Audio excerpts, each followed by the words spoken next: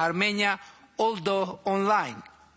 But hopefully I will have the opportunity to visit Azerbaijan in 2028 for the EPC 10th summit. Armenia and Azerbaijan, by the way, reciprocally supported each other's candidacy to host EPC summits. Excellencies, for us many things happened in EPC summits and are happening now for the first time ever. My first bilateral meeting with the President of Turkey took place on the margins of the mentioned first EPC summit in Prague. And now the Vice President of Turkey is here to participate in Yerevan's EPC summit and is the first Vice President of Turkey to come to Armenia. The Presidents of North Macedonia, Bosnia and Herzegovina, the European Parliament, Prime Ministers of the United Kingdom, Italy, Spain, Croatia, Ireland, Andorra, Finland, Estonia, Luxembourg, Norway, Slovenia, Kosovo, Liechtenstein are visiting Armenia for the first time ever. This is another reason to consider this summit historic for Armenia, not to mention the very summit of its own, which is the first European event of this scale hosted by Armenia ever. Dear friends, thank you for co-authoring this history for Armenia. Of course, this summit is important for international context as well, especially now that the world faces growing multiple challenges from Ukraine to the Middle East. I dare to hope that as a result of our discussions and decisions, this summit could bid for becoming historic for international peace and stability as well. And I wish us success and persistence to achieve this goal, not necessarily in Yerevan, but hopefully in the near future.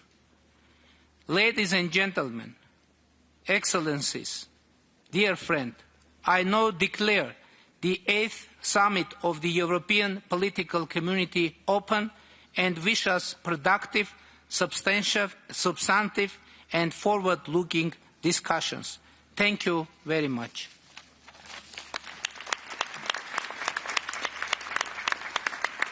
Thank you. And now it is my pleasure to invite President Antonio Costa to deliver his remarks. Please, Mr. President. Prime Minister, Altesse Royale, dear colleagues, I would like to warmly thank Prime Minister Pashinyan for hosting us here in Yerevan for the summit of the European Political Community. And I would also like to thank you all for coming in presence and President Aliyev to be here with us by VTC. Today's European Political Community Summit is truly historic. It is historic because for the first time the EPC meets here in the South Caucasus, and because it places Armenia in the heart of Europe, which is exactly where it belongs, in light of its long and rich history. It is historic because today's summit has been made possible by the agreement between Armenia and Azerbaijan. That agreement is a story of peace in Europe that must be celebrated in a world where escalation and war seem to dominate. Thanks to this agreement and improved relations between Turkey and Armenia, the region has embarked on a transformative path.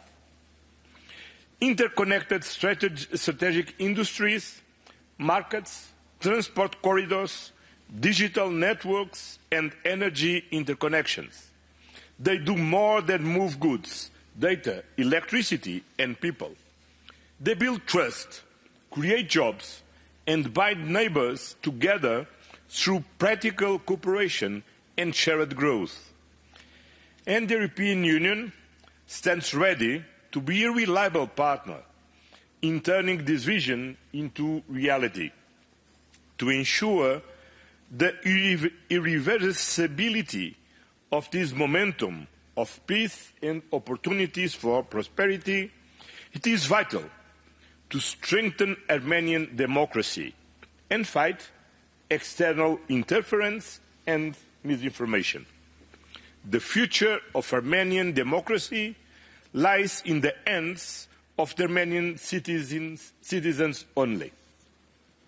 There is a third reason why today's summit is historic. For the very first time, we have invited a non-European guest, the Canadian Prime Minister Mark Carney, to participate in a summit of the European political community. Welcome, Mark.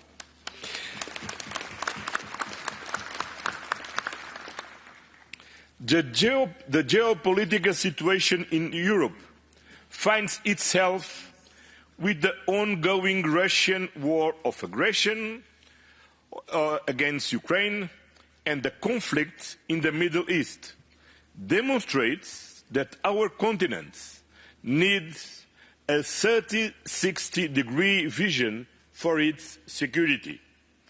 In a world of growing chaos, that vision must be guided by one clear, overarching principle. Europe must be at the forefront of the defense of the rules-based international order, anchored in the United Nations Charter as the main pillar of the multilateralism. But the world of today is not just marked by growing instability. There is a second important trend, the world's increasing multipolarity. This is a trend that requires a multipolar partnership to promote peace and to ensure shared prosperity. On all these levels, Canada is more than a like-minded, it is a close partner. Canada shares Europe's 360-degree global vision of security. Canada wants to build together with us a principles-based international order anchored on international law and international humanitarian law. Canada is a champion of multilateralism with the United Nations system at its heart. And Prime Minister Carney is an outspoken advocate of a multipolar partnership. It is therefore very fitting that Canada is the first ever non-European guest of an EPC summit. Welcome, Mark, you are among friends here. But the EPC is about more than just building a common European principled vision for peace and prosperity.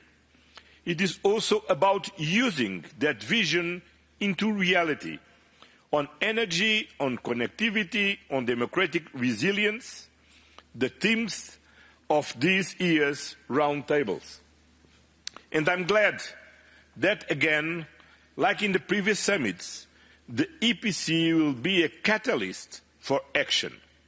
Action in support of Ukraine, Moldova and Armenia, and also in building a European coalition against drugs. And I would like to thank Emmanuel and Georgia for further advancing this important initiative. I would like to end where I started, by thanking Prime Minister Pashinyan for hosting us today, but also, in fact mainly, for the courageous political decisions he has taken to bring Armenia closer to the European Union. The direction of travel is unmistakable, and an important milestone on that path is tomorrow's first ever European Union-Armenia summit right here in Yerevan, and that is worth celebrating. But today is about the European political community, and I wish you all a successful meeting. Thank you very much. Thank you, Mr. President, for your substantive and forward-looking remarks. And now I would like to invite to have a speech President Volodymyr Zelenskyy. Please, the floor is yours, Mr. President. Thank you so much. Dear leaders, it's important that this broad format works. And I thank Armenia and Prime Minister Pashinyan for the hospitality, good organization. Of course, I have to start from this. This is very important. We wish Armenia and Azerbaijan only peace, of course, sustainable, comprehensive, long-lasting peace. We wish you, Prime Minister, we wish President Aliyev, and we wish both your two nations. And so many countries are represented here today. It matters that Armenia stands here with all Europeans. And for the first time in 24 years, by the way, a visit by the President of Ukraine. This means a lot. And it shows the scale of our unity, all those who value life. And I agree with Antonio. Absolutely, I'm glad Minister Carney is with us, and it's time to turn our shared values with Canada into more joint opportunities for Canada and Europe. Dear friends, the challenges are clear, absolutely. First, we all see it, the war in Iran remains unresolved, and it could cause instability for a long time, and it may raise the cost of living in all our countries these years. And this could lead to major political shifts. So first of all, our energy and security cooperation needs to be real cooperation, and we need to help each other prepare for winter and deal with energy challenges. And we should also push for a long-term solution for the Strait of Hormuz and for the people of Iran. Second, Russia's war against Ukraine and Europe continues just as hard as before. And this summer will be a moment when Putin decides what to do next, expand the war or move to diplomacy, and we must push him toward diplomacy. Russia has announced a May 9 parade in Moscow without military equipment. If that happens, it will be the first time in many, many years they cannot afford military equipment, and they fear drones may buzz over Red Square. This is telling. It shows they are not strong now. So we must keep the pressure by sanctions on them. And I thank you for the 20th sanctions package. I'm thankful to all the leaders, to EU, Antonio, Ursula, thanks very much. And especially those sanctions against Russian oil, the military industry and Russian banks. We must continue this pressure. We must move Russia to diplomacy. Please oppose any ideas to ease sanctions. This is important. And thank you also to those who are fighting against Russia's shadow oil fleet. Third, as long as this war continues, strong support for Ukraine must continue.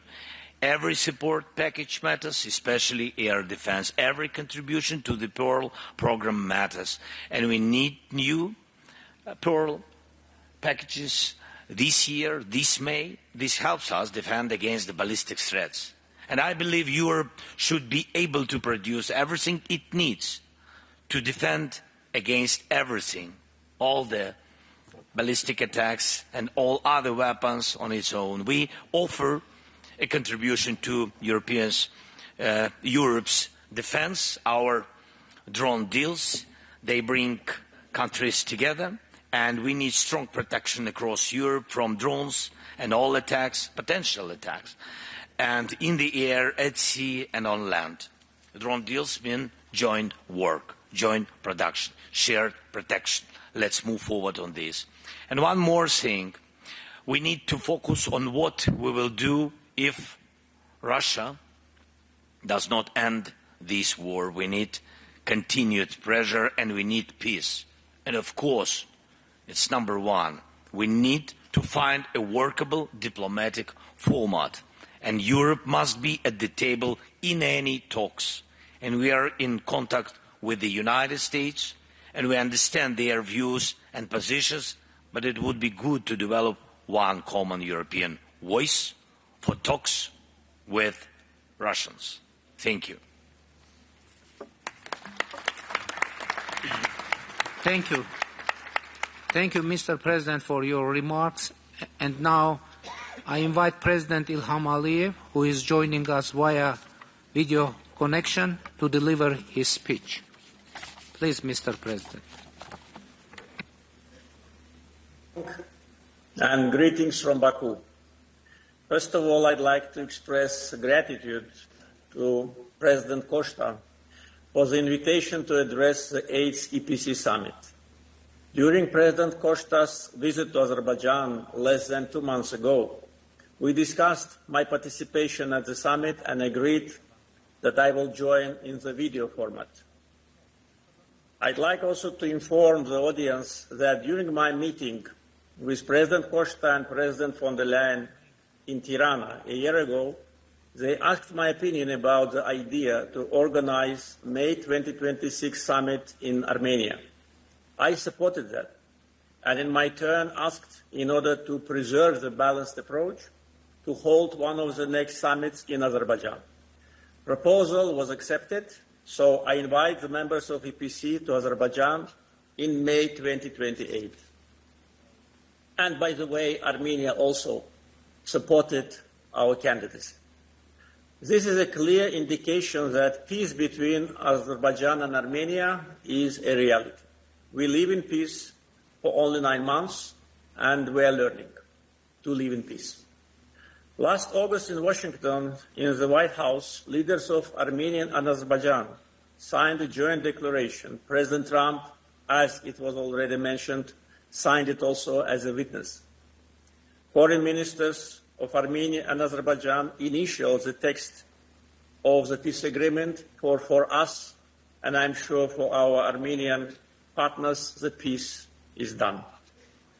After the de facto peace was achieved, Azerbaijan unilaterally lifted all transit restrictions to Armenia imposed in the beginning of the 90s.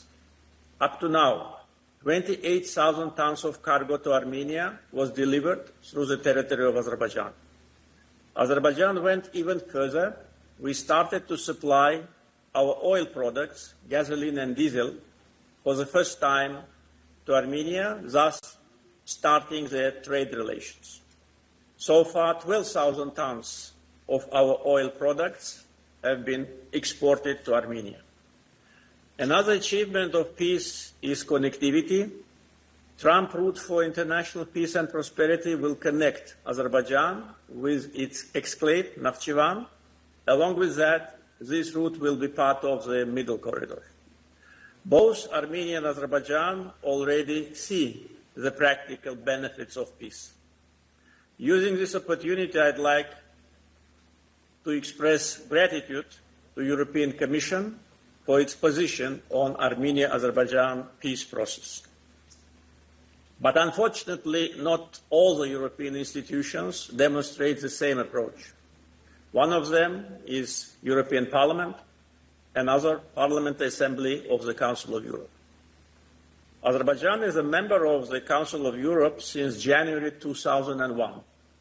By the way, I, then head of Azerbaijani delegation, as a member of parliament, was one of the active members of PASEF. Our delegation was never under any restrictions in the Council of Europe until January 2024.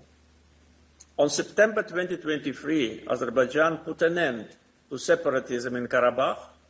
We ourselves implemented 4 UN Security Council resolutions adopted in 1993 and remained on paper for 30 years. 4 months after that, PASE imposed sanctions on our delegation. Unfortunately, double standards is today a kind of a modus operandi for PASE. Azerbaijan's territorial integrity has the same value that of any other country, and in this issue, double standards are unacceptable. Now about European Parliament. This gathering, instead of supporting the peace process, prefers to sabotage it. Since May 2021, 6 months after the end of the Second Karabakh War, until 30th April 2026, European Parliament adopted 14 resolutions full of insults, lies about Azerbaijan. Just imagine, 14 resolutions in 5 years, kind of an obsession. The last one, only 4 days ago, deliberately right prior to the summit. Instead of addressing fundamental problems of some member states, such as xenophobia, Islamophobia, anti-Semitism, migration, competitiveness, problems of the homeless people, European Parliament targets Azerbaijan, spreading slander and lie. And the reason is that Azerbaijan restored its territorial integrity and sovereignty, put an end to separatism, and brought war criminals to justice. In response, Parliament of Azerbaijan on May 1st decided officially to suspend cooperation with the European Parliament in all areas, cease participation in the activities of the EU-Azerbaijan Parliamentary Cooperation Committee, and initiate the procedures for termination of membership in the Euronest Parliamentary Assembly. Taking into account that during EPC summits we openly exchange our views and our concerns, I just wanted to inform our colleagues with what is happening in this respect, so that there will be no misinformation and manipulation with the followed decision. In conclusion, I'd like to congratulate Prime Minister Pashinyan with EPC summit in Armenia and say that despite all the efforts of those who want to hinder the process, Azerbaijan is committed to peace agenda, and the remarks of my Armenian colleague clearly demonstrate that. I wish the summit success. Thank you. Thank you, Mr. President. Now, dear friends, I would also like to note that, as it was said, the first time in the European Political Community Summit format, we are joined by Prime Minister Mark Carney. Dear Prime Minister, please, the floor is yours. Thank you very much, Prime Minister Pashinyan, for that introduction. I'd like to thank you and President Costa for the very kind invitation to this summit and your leadership at this pivotal time for Europe and the world. Et je tiens à saluer le président Macron pour son initiative visant à créer cette rencontre. Comme en témoigne l'agenda aujourd'hui, sa vision, votre vision, ta vision, c'est une fois de plus révélé prémonitoire. I join others in saluting the progress that's been made on peace between Armenia and Azerbaijan, and I welcome the presence of President Aliyev. I'd like to say thank you again for the invitation. I do think that it is fitting that Canada is the first non-European country to join this forum, as we are the most European of non-European countries. We share a triple alignment of history, of values, and trust. Our histories are deeply intertwined. I'll refer back to the water analogy that we just witnessed with the opening ceremony, but it's personified by tens of millions of Canadians of European descent, including more than 60,000 Armenians. Our shared values are born of that common history: freedom, rule of law, democracy, pluralism. And these values shape our relationships, determine our priorities, and point to our common future. Canada has consistently stood up for these values, including in recent years From our membership of the Coalition of the Willing as one of the largest per capita contributors to Ukraine, to our leadership of the NATO Brigade in Latvia, our intensifying cooperation with the Nordic countries, UK and Germany, on Arctic security, and our role as the only non-European participant in the European mission in Armenia. We're demonstrating not just the strength of our values in defending the rules-based international order, as you rightly mentioned, Antonio, but also the value of our strength. And that's necessary because the world is undergoing a rupture across several dimensions in technology, in energy, in commerce, and geopolitics. Integration is being used as a weapon by some, and the rules are not constraining the hegemons. Now, we have to actively take on the world as it is, not as we wish it to be. We know nostalgia is not a strategy, but we don't think that we're destined to submit to a more transactional, insular, and brutal world. And gatherings such as these point to a better way forward. I think I'll close my remarks with a few observations on strategic autonomy, recognizing that security and prosperity today extend well beyond the traditional areas of food, energy, and defense, important as they are, to include space-based communications, semiconductors, digital sovereignty, critical minerals, independent payment systems, clean energy, and vaccines. And our strategic imperative is to build these sovereign capabilities with the most trusted partners, and that creates enormous opportunities for partnership between Canada and Europe. We view ourselves as highly complementary to your economic and security goals. That's demonstrated through the work we're doing with the presidencies on the new EU-Canada Strategic Partnership of the Future, building deeper relationships from digital to defense, supply chains to security. We're honored to be the first non-European country as part of the EU SAFE initiative. We would observe that in the last year, we have struck $18 billion worth of critical minerals deals across 20 of the world's leading critical minerals. The way to look at this is we are warehousing these to look for government-to-government deals with our close partners and under the rubric of the G7 first and foremost, but then more broadly. We're working with European partners across the technology stack, from hardware, cloud infrastructure, artificial intelligence, and space.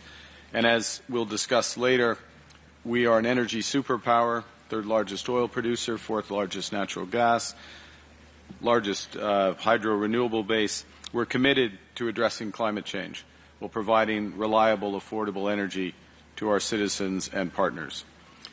In closing, we're here because of your invitation. Again, thank you for that. But we're here because of the moral and security imperatives of our cooperation in the Caucasus, in the Baltics, in Ukraine, across Europe, and also because of the immense potential for our partnerships to build a better, more prosperous, sustainable, and just world for our citizens. And I'll close with this. It's my strong personal view that as the international order will be rebuilt, but it will be rebuilt out of Europe. And so I'm very appreciative of the symbolism of this invitation. Thank you.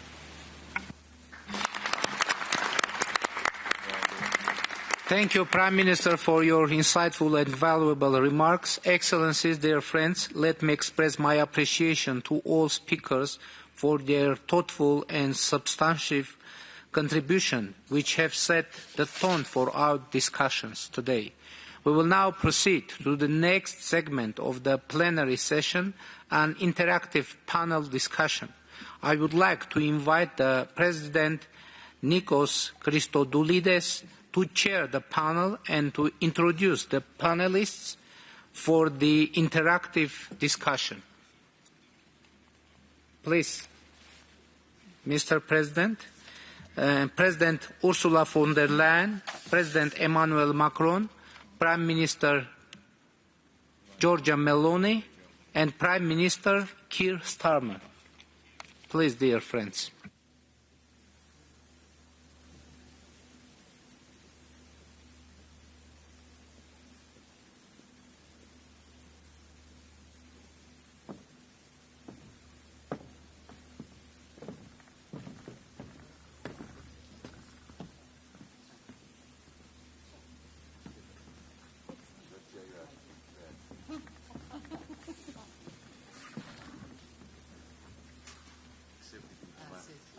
cooperation.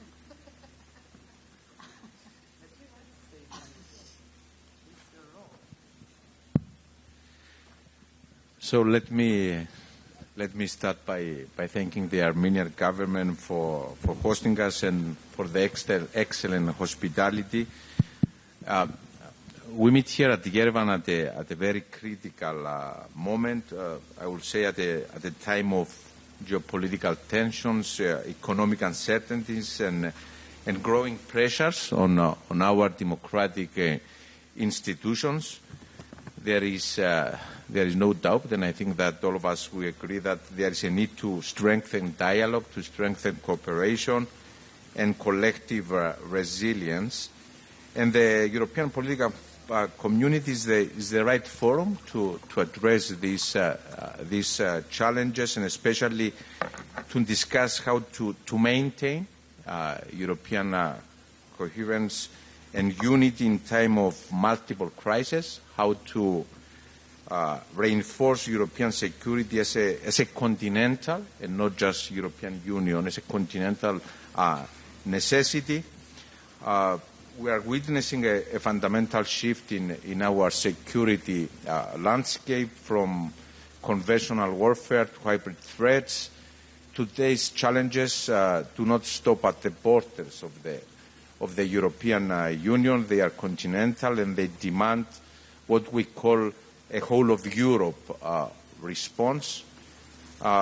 Within this context, a credible European security policy must be anchored in a 360-degree perspective, addressing the volatility of the Middle East, of Ukraine, of Western Balkans. Is not a matter of regional preference, but it is a strategic requirement for the entire European family, from London to Nicosia, from Paris to Yerevan. And I really believe that, and I think this is shared by most of the leaders that are present, a more autonomous Europe is now a strategic responsibility. Whether deepening the European industrial base or strengthening ties with like-minded partners like Canada, which is with us today, our objective is to ensure that Europe has the capacity to act when and where it matters. And I will stop here, and I'm eager to hear from colleagues, from Ursula, from Georgia, from Emmanuel, from Kier, on how we can build a security architecture that protects the fundamental freedoms of every citizen across our continent. So let me first pass the floor to Ursula. Dear Ursula, looking at the current geopolitical situation, the very challenging geopolitical situation, what do you see as Europe's main responsibility in the years ahead, also taking into account what you refer to, a number of cases, I fully agree, as Europe's independent moment? Yeah, thank you very much. Nikol Pashinyan, first of all, thank you very much for being such a fantastic host. And indeed, the speakers of the opening of the plenary and you in your question, you described already the turmoil the world is in. I will not linger at that. But during these last years, since we have the EPC actually, during the last 4 years, if there's anything we have learned, then this is how vulnerable we are if we have over-dependencies. And it was a painful process to learn about these over-dependencies. I want to mention 3. The first one is the over-dependency on imported fossil fuels. Energy has always been a stumblestone in the internal market of the European Union, which I oversee. But now with the crisis, the conflict in the Middle East, it has really become a choke point for us. And it is this over-dependency on the volatility of the global prices of energy that is painfully hurting our competitiveness. But we have assets. That's also important. We have assets in the European Union. These are the energies that grow at home. It is the renewable energies from wind and sun to hydropower to geothermal, but also to biomass, you name it. And it is nuclear. And we have to build our energy reliance much stronger, much more reliable on these homegrown, cheaper and predictable energy sources that we do have. And for that, it is important that we electrify the European Union. I will not go into the detail, but my first point is energy. Energy is, for us, crucial, and it has to be much more independent that we deliver our energy for the Europeans. Second point is, of course, security and defense. I mean, if there was an eye-opener over the last 4 years, then it is in the fact that we need to be able to stand up for ourselves. It's long overdue. This is the reason why we mobilized up to 800 billion euros till 2030 to fill the gaps that we have in security and defense. It is of utmost importance that we are more independent in this topic and that we are able to build a credible deterrence, because the best prevention of potential military aggression is a credible deterrence. And this is a task where all of us here in the room are assembled to deliver on a much more credible, stronger, together with Ukraine, stronger and reliable security and defense. And my third point is that European independence does not mean inward looking, not at all. It's the opposite. It is reaching out to like-minded partners. I mean, this is symbolic here also. To reach out to like-minded partners, because we need also stable, reliable supply chains. And supply chains we need from partners. And therefore, you have witnessed over the last years that we have very much intensified our network of free trade agreements with Latin America, with India, with Australia, and I will be traveling with Antonio to Mexico. We have the biggest network of free trade agreements worldwide, and we should really cherish this and work with that to make sure that we get more independent and have reliable supply chains. Back to you. Thank you very much, Ursula. You very correctly mentioned energy, defense and security, and more outward-looking European Union. Let me now go to Georgia. Italy has often underlined, and I fully agree with this approach, that the strategic importance of the Mediterranean and the greater Middle East, promoting what we say as 360 degrees approach between the eastern and the southern flanks, but also to different kind of common challenges. One common challenge that we have is migration. So in today's very complex international environment, how can European countries like Italy better address possible increase on migratory pressures? We have the crisis now in the Middle East, so migration is there. Taking also into account the nexus between migration, stability, and security in Europe. Okay, thank you very much, Nikos. Good morning, colleagues, and thank you very much, Prime Minister Pashinyan, for this fantastic organization. Well, we are speaking today about a polycrisis, okay? But what does it mean, polycrisis? I mean, I think it is not simply that we are facing lots of crises together. That's it. The problem is all those crises are related one to the other and feed one the other. And I think it is very important we understand that also to face the fact that we cannot simply take care of one or two facets of this crisis, but we have to tackle them all. And I will use exactly, for Nikos was asking about migration, the example of migration. Obviously, we know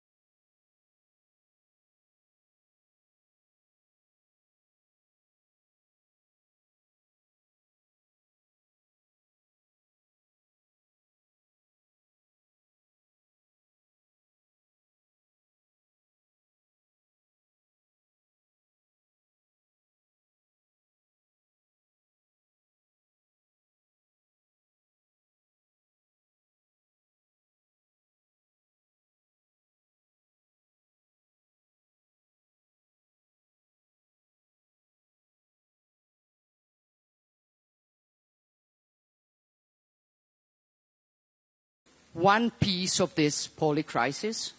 Second, migration is in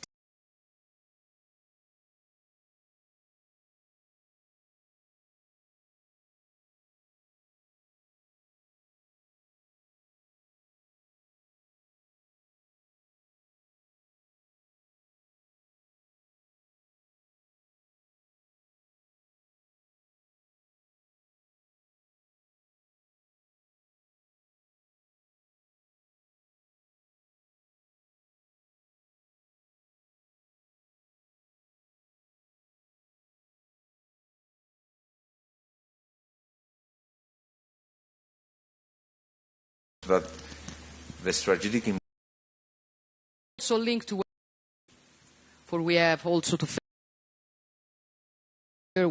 fight against traffickers. We have to avoid that a new crisis as the one we had in 2015 happens again, and we have to cooperate with the origin and transit countries. And that brings me back to the beginning and to the second part of the question that Nikos did. I mean, the problem is, if we've got this polycrisis, are we able to face it the way it needs to be addressed? My idea is that at the level of the European Union, for example, in recent years we have shown our ability to respond to emergencies. We did it with the pandemic crisis, we did it with Ukraine. But I also think now we have to step up our game. That means to pass from our capacity to react to our capacity to anticipate. That means we have to focus much more on our strategy in the long term, and this kind of discussions are very useful for that. And the strategy, in my opinion, should be a stronger focus not only on the like-minded countries, obviously it's very, very important, but also on our geographic neighborhood. Obviously, what we are doing now with like-minded countries, with the EPC, is very important, and we have to improve it, and I'm very happy that Mark is here. But I think we should also focus, for example, from the point of view of Italy, I think we should focus much more, for example, on our Mediterranean neighborhood. I think we should work also on a forum like the EPC, which is fundamental, obviously, for us in these times, concentrated in the geographical space of the wide Mediterranean. In the past, with Ursula, with other member states, with the European Union, we've been trying to tackle migration.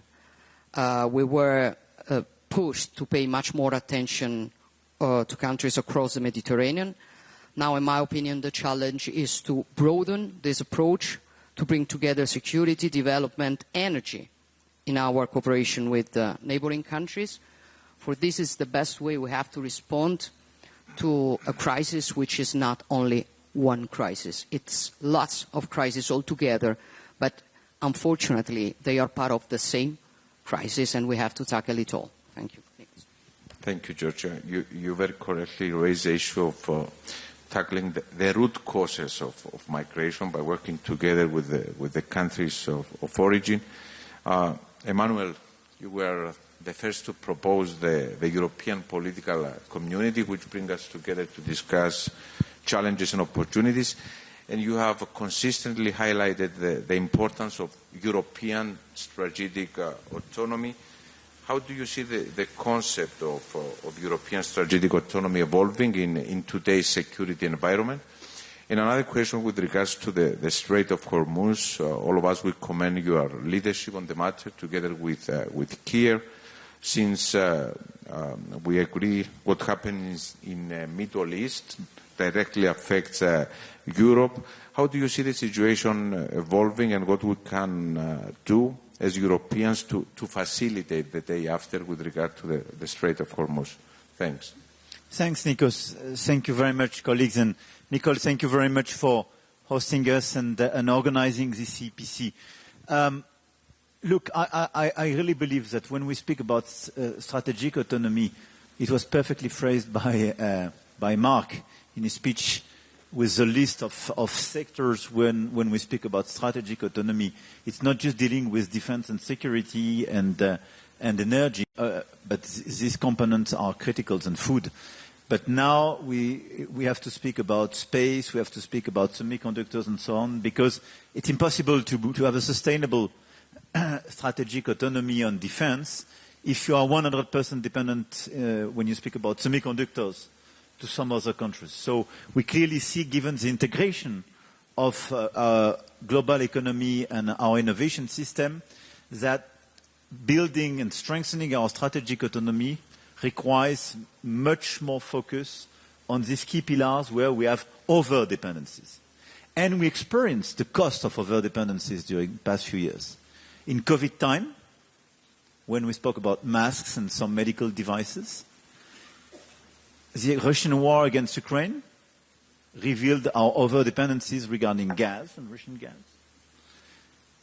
We are experiencing the cost of our over-dependencies when we speak about the American umbrella in terms of defense and security. Let's be honest, this is the elephant in the room. But if Mark is here as well, this is because he feels more close to the Europeans, and because we are all together and we consider we have to be more united, because there is a sort of a doubt or a question mark when we speak about the fact that no doubt about the American solidarity on all these fields. And we will probably experience the cost of our over-dependencies vis-à-vis China, no doubt. So the big issue we have is that we have a lot of, beyond the wars and beyond the crisis, we have a big de-risking strategy to deliver, which will request much more investment and coordination amongst the Europeans. And let's be clear, it needs more solidarity, more investment, better organization, in order to better integrate our value chain together and de-risk our value chains from the main geopolitical risks we identify. Which means sometimes deciding to relocalize some productions amongst all of us, diversifying our partnerships in order to de-risk the over-dependencies.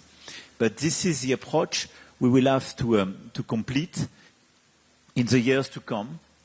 And one of the main risks we have is an acceleration of the confrontation, especially between China and US, which could reveal much more rapidly some of these dependencies and put us in a corner. Having said that, I think we have a series of, I would say, assets probably we underestimate, which are the main links we have beyond geography.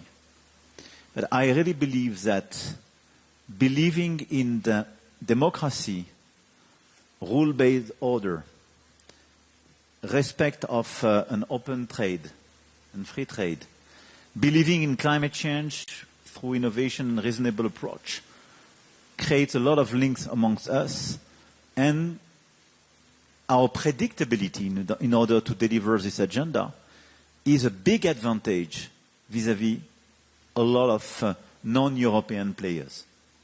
When I look at the Gulf, when I look at Asian countries, when I look at Latin America or Africa, they just want to have predictable partners. They can disagree with us. Sometimes our interests will not be aligned. But as long as we deliver our agenda being predictable, it makes sense. If we go to Hormuz Strait, I think we have a very important role to play. A lot of us were around this VTC we co-organized with Kier, and Georgia was with us in Paris with Friedrich. And we had a lot of Asian countries, a lot of African countries and Gulf countries. And it was very impressive to see that everybody was aligned. And I think the role we can play is precisely, obviously we are trusted by the US, but we are respected and trusted by the Iranian.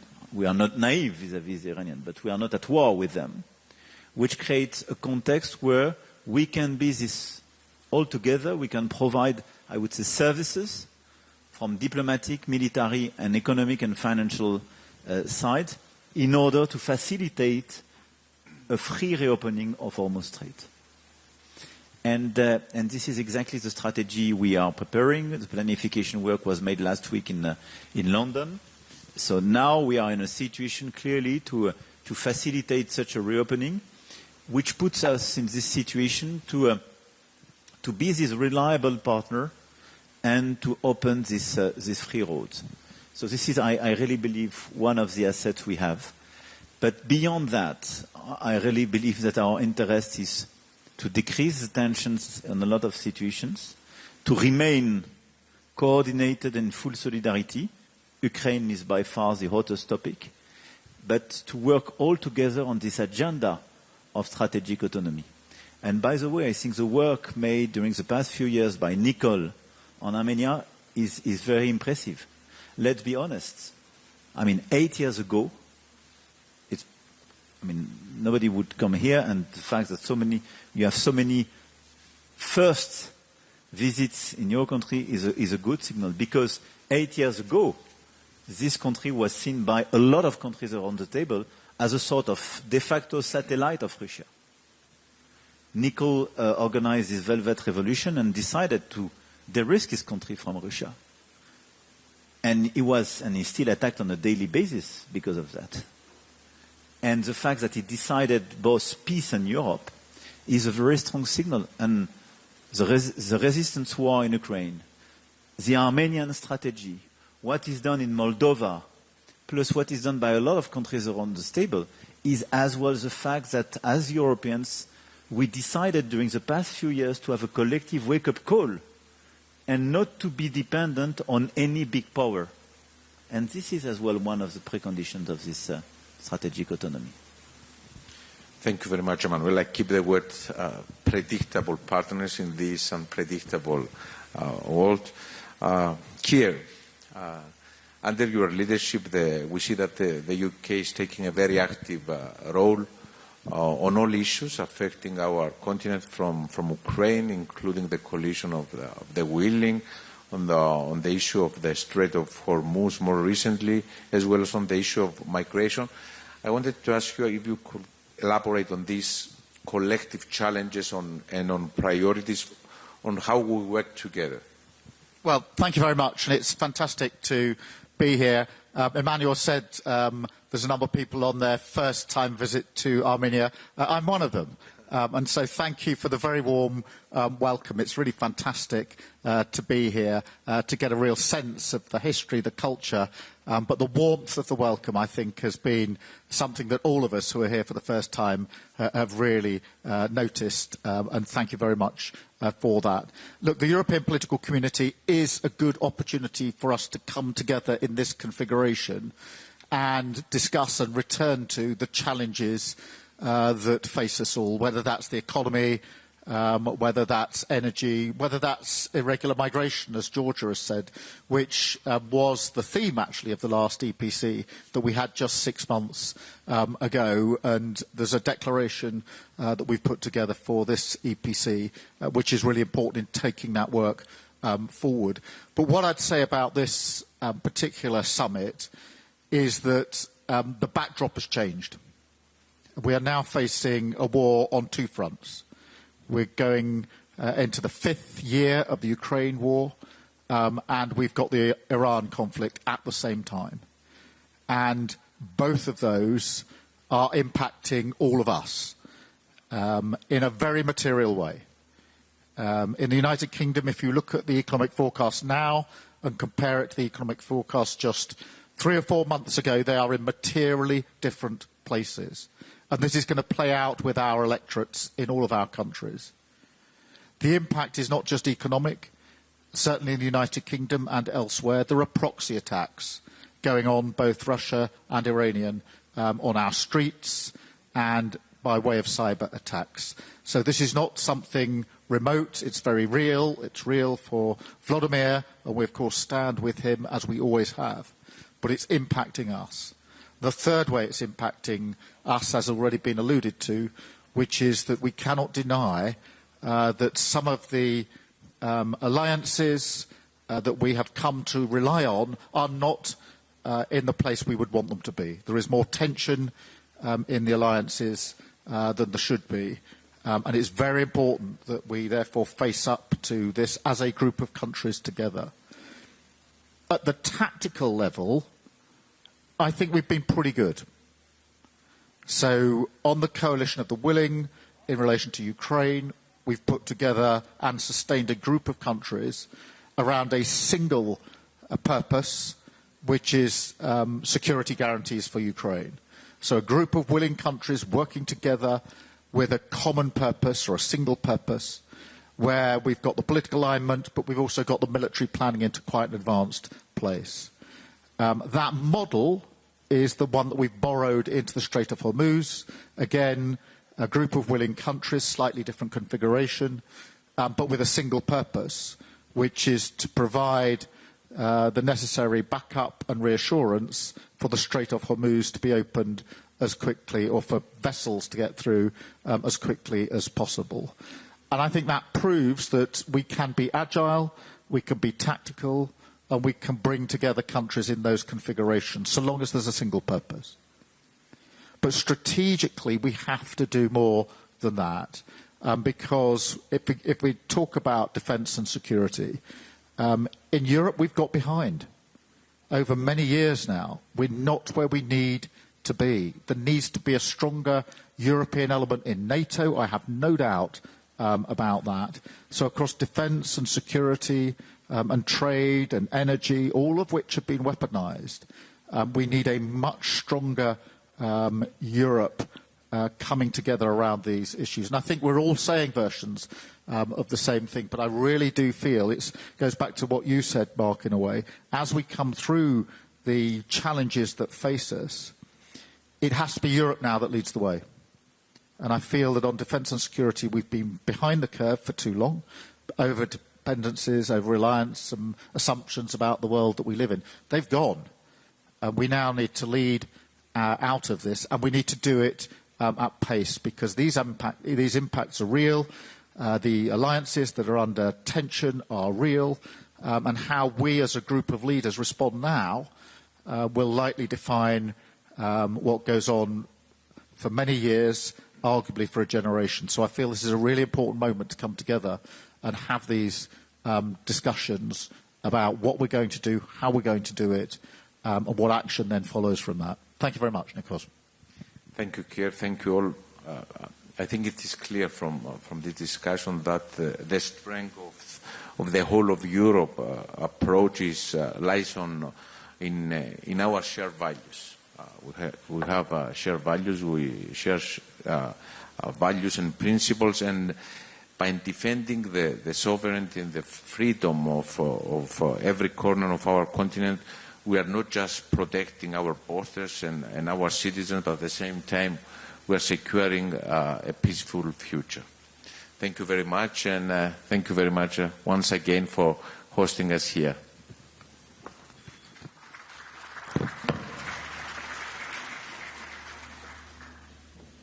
Excellencies, thank you for your active participation and for the focus and substantive exchange we have had during this plenary session. As now the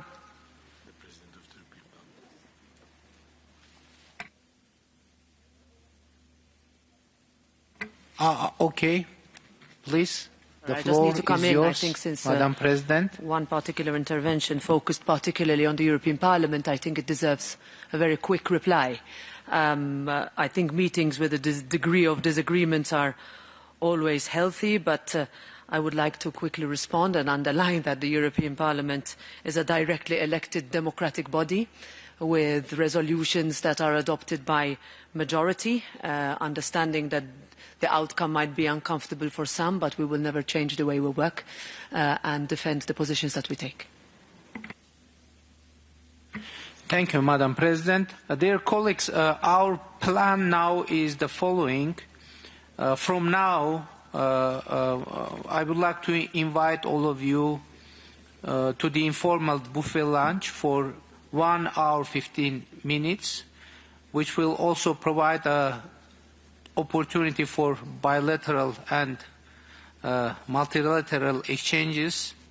And after that, after 1 hour and 15 minutes, for 1 hour we will have roundtable discussions, and we will have 4 parallel roundtable sessions organized around 2 main topics: reinforcing democratic resilience and addressing hybrid threats, and this was first one, and second one, strengthening connectivity and economic security in the context of the green transition. And the duration of roundtables will be 1 hour, and after that additional time will be available for bilateral and multilateral meetings as well as side events. Please note that after that, approximately 4:15, we will reconvene in this hall for the closing plenary of the 8th European Political Community Summit. So I look forward to our continued discussions and constructive engagement to the summit. Thank you very much.